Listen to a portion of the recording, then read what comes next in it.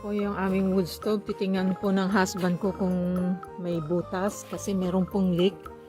So, para malaman niya kung may ilan ba yung butas. Makapal po yung steel na ginamit pero ang water treatment yata ang naka-apekto eh.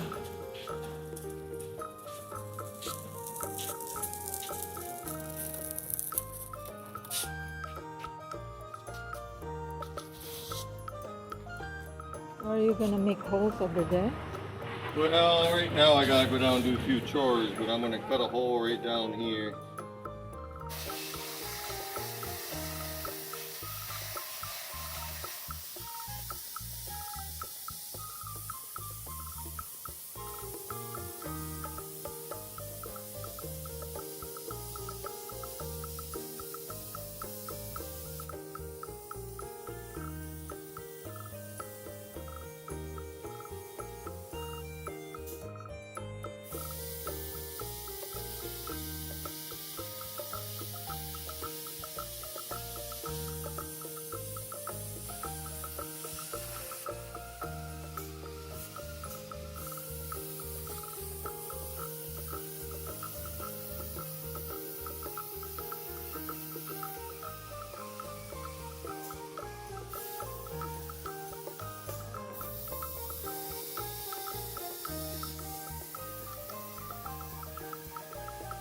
Smoking.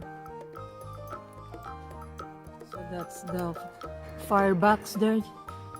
That's the firebox box. That one. The inside barrel. So this is the outside barrel where the water is at. And then that one, the round one is the firebox where you put the wood inside it.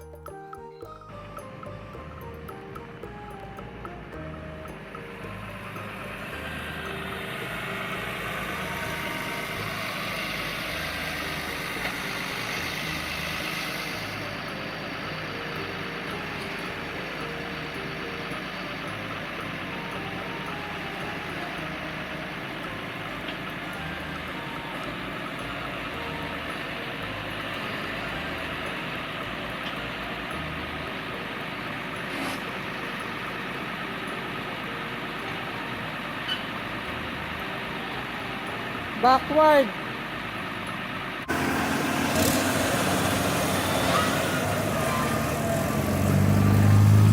Dadaan po ang truck, milk truck needs to pa-power wash po yan doon sa kabila. Guys, we are here on the other side of the road and my husband is going to power wash it. Ooh. Shaking.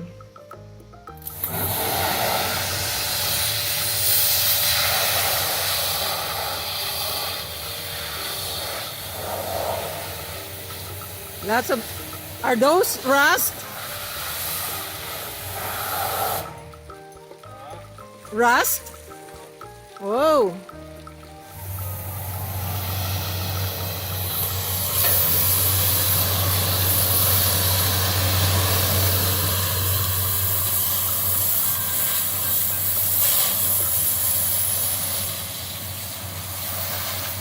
Guys, yung nakikita nyo na nasa sides, those are insulation. Para siyang foam.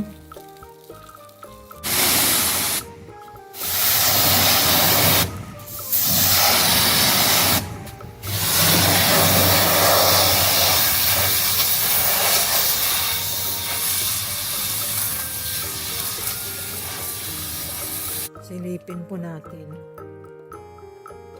Oh, I can see the hole. This one. I can see the hole, Cal. I don't know if that is the only hole. Wow. Grabe, oh. Ayan, oh. Ayan po yung butas, oh. Okay, guys. Here's the steel that we bought from the company. So my husband gave the measurement. so that they already shape it like a curve, whatever you call it. So it will go around. So I don't know, I forgot how thick is this. So this is heavy, I don't know how many pounds. So to cover the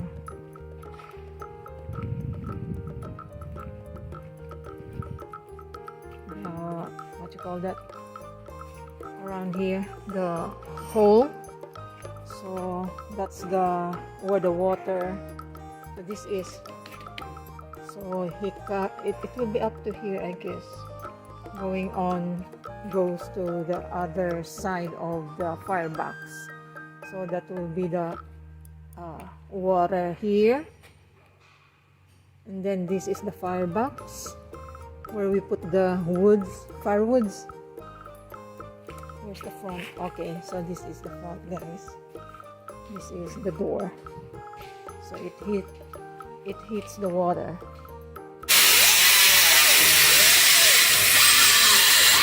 Is it possible that we will remove that?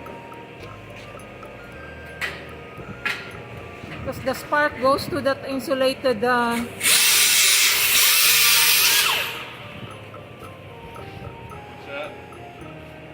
sparks goes to that insulated stuff there. Ang kulit. Where's your eye protector? I do. No, it's not protected because the side here is open around your eyes.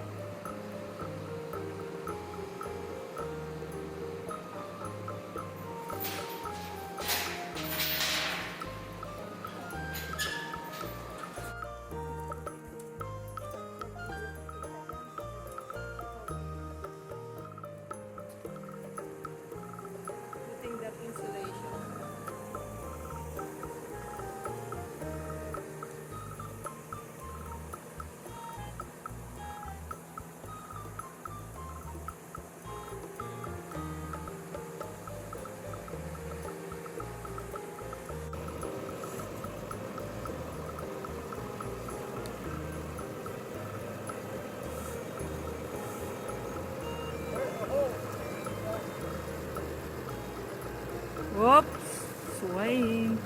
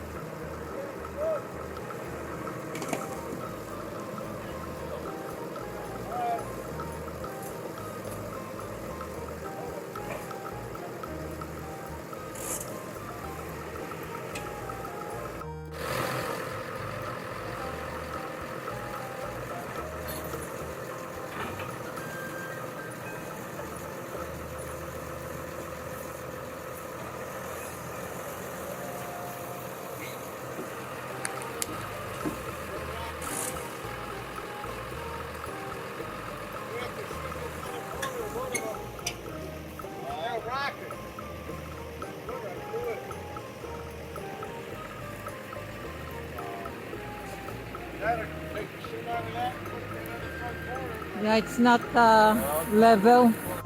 I just got home and our wood stove is already running.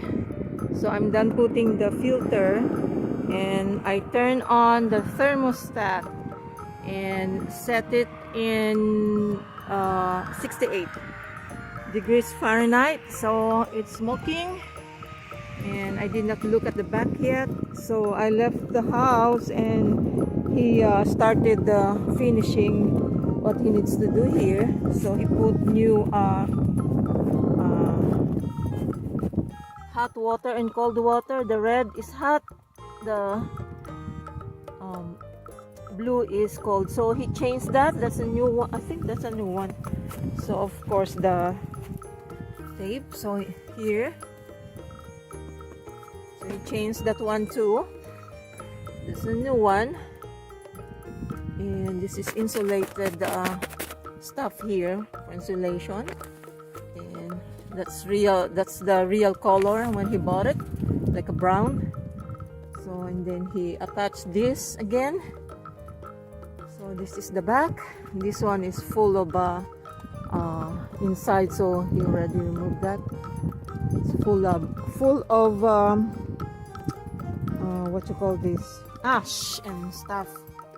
That's why. So that's the chimney goes up. You can see, guys, the smoke. So and the temperature gauge is at the back, so he don't want to put a holder. So this is the cover, and whoo, it's flashy. So he put a new one here. So he said when it is 140, I really need to turn on. So as soon as I attach the top of the filter, I turn on the thermostat so that the air will blow, and you don't want this to get heated. So this is a new temperature gauge that he put here. So because the other one is so hard to look at, it's at the back. He was wrong in putting it. It was at the back of the chimney. And so okay, guys, thank you for watching.